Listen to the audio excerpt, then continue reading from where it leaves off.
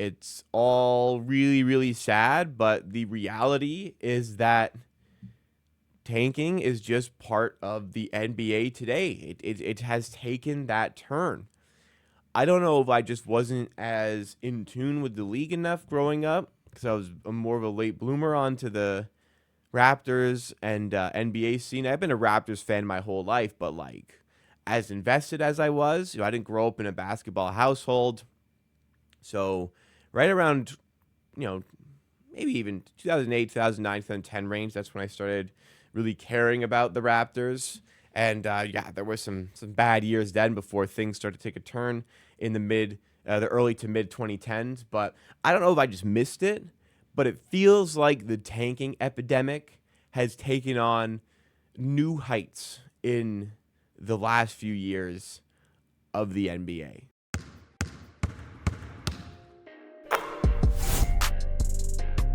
Maybe the Raptors, respectfully, had just been good for a decade.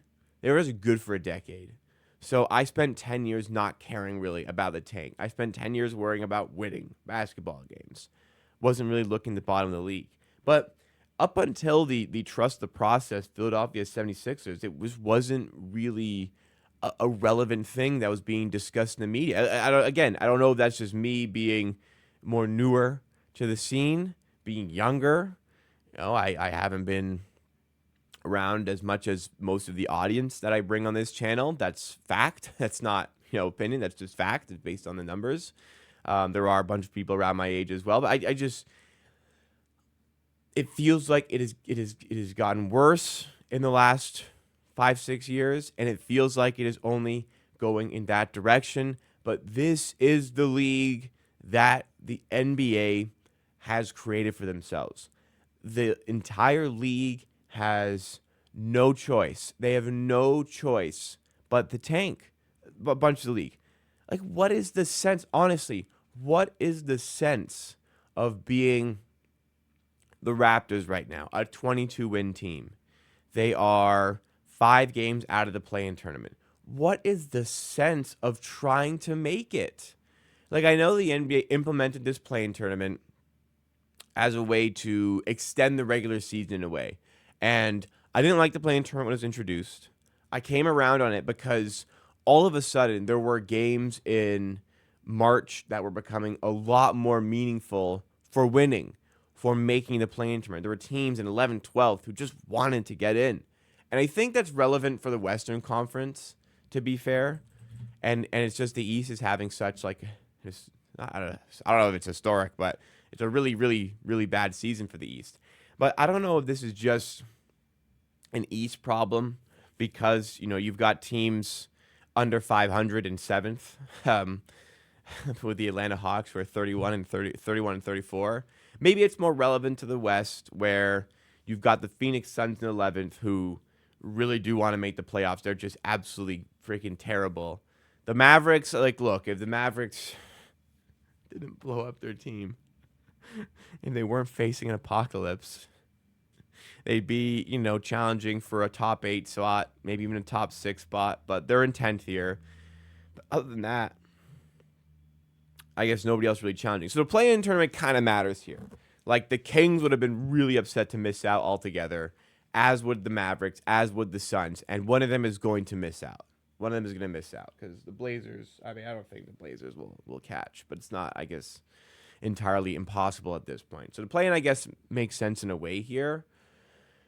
But also, just make the playoffs. Just make the top 8. That should be the challenge. These teams would still be competing. Like the Phoenix Suns in 11th would still be competing to try and get to maybe the 8th seed at this point. They'd be a little bit far gone, but they would still be trying a little bit. The East is just such a disaster here. But the point I'm trying to make here is that the play-in tournament was implemented so that there were games that mattered at this stage of the season. There were teams that were lower who were still able to compete and didn't have to bottom out at this point because maybe Phoenix or maybe a team that had draft picks and were in their position would bottom out at this point. But the play-in tournament kept things a bit more relevant for longer. But now we're starting to see through the charade of what the play-in tournament is. The play-in tournament, if you make it,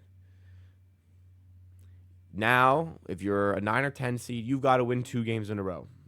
Okay, so you got to get 2 games in a row. So you are up against the wall trying to get into the playoffs. And then after, maybe you do it. Maybe you win 2 games in a row. Maybe you get into the play-in tournament.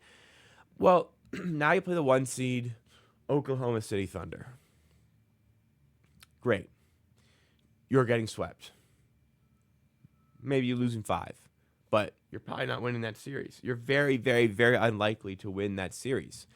Even with Miami as a 7 seed getting to the NBA Finals, it still didn't change the overall sentiment that surrounded the NBA's play-in tournament. It's just teams do not care about it. Teams do not care enough about it.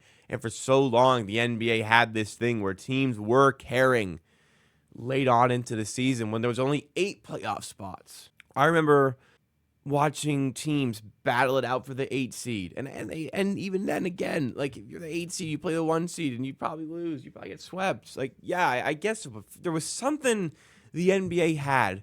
There was something they had going in the David Stern era that teams just cared about making the playoffs. So I don't know what it is that needs to happen to fix this. This is the problem with it. It is like an epidemic right now, but it seems as though there is no cure. Because every time I go through this topic, every time I discuss this, what the NBA has done, creating this league where people need to tank, I don't know what the solution is. Because what else, if you are the 22-43 Raptors, what else could you possibly be trying to do here?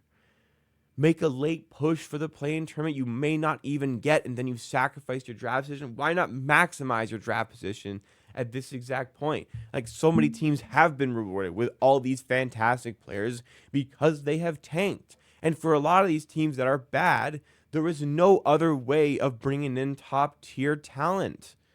There's no other way. The Raptors will, I won't say never. The Raptors cannot land marquee free agents. So it's either through the trades that they build their team, but in order to supplement the assets to make those trades, they need good draft picks. That's it. They need draft picks. Teams who are near the top of the standings trade away their draft picks to be better. To teams at the bottom who need those picks to become better, to have any hope, any chance of getting better. So I don't know what it is the NBA needs to implement, but I understand, you to have the parity, to have the ability for the league to swing. You look at the league standings from 5-6 years ago, you go, wow, so much of it is completely flipped, right? In order to have the possibility of that happening, you need the lottery so that bad teams get rewarded with a hope of something and turning their fortunes around. You can't have this European system of soccer where teams at the bottom are just trying to get better year-to-year basis, and teams at the bottom trying to avoid relegation. You can't have relegation in the NBA because fan attendance already will struggle in some spots for the regular season in the NBA. Now they go down to the G League or something. Who's going to a Washington Wizards G League game, right? Can't do that. That's going to affect the bottom line way too much. You can't have some sort of playoff for the teams at the bottom of the standings for that first overall pick because the players don't care about the first overall pick, really. A lot of the players on these teams in the bottom won't be on the team next season. So, making competitive games out of it doesn't work. Also, it's embarrassing playing a tournament for the first overall pick. So I don't think that works. Then that's also more games for the players to have to play, which they're not going to want to do. I don't know what the solution is. I do know there is a problem here. And Adam Silver's creative methods of trying to make the NBA more interesting in the last little while haven't really worked. The in-season tournament, nobody gives a shit. Milwaukee won it and then passed on the beer and champagne celebration in the locker room afterwards. They literally didn't even care enough to celebrate winning the in-season tournament. Nobody cares about the in-season tournament, the NBA Cup. They don't. People don't care. it's just extra tough games sometimes coming out of the group. Like the regular cool, there's like the games are part of the regular season.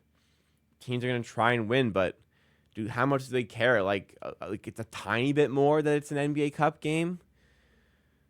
I don't know. The vibe of the NBA Cup final was not that of a Cup final per se. And maybe it needs time to build up its allure, but I think it's more likely to be disbanded in the next 10 years than it is to build up the prestige of people caring about it. So I don't know. Playing tournament, I feel like it's kind of run its course a little bit.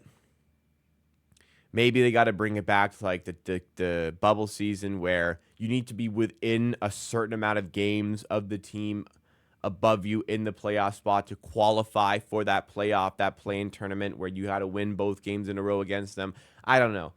I don't know what it is. Again, I'm toying with it. Maybe this is just we're stuck here and teams are going to tank, and that's just the reality of the league. But it feels like every year this conversation is happening sooner and sooner, and we barely even got into March, and we've got a ton of teams tanking. We had some teams tanking like almost like at the trade deadline. So I don't know what's next, but the NBA has created this system that rewards tanking. They've done it to themselves. I don't know if, how, or what they're going to do to fix it.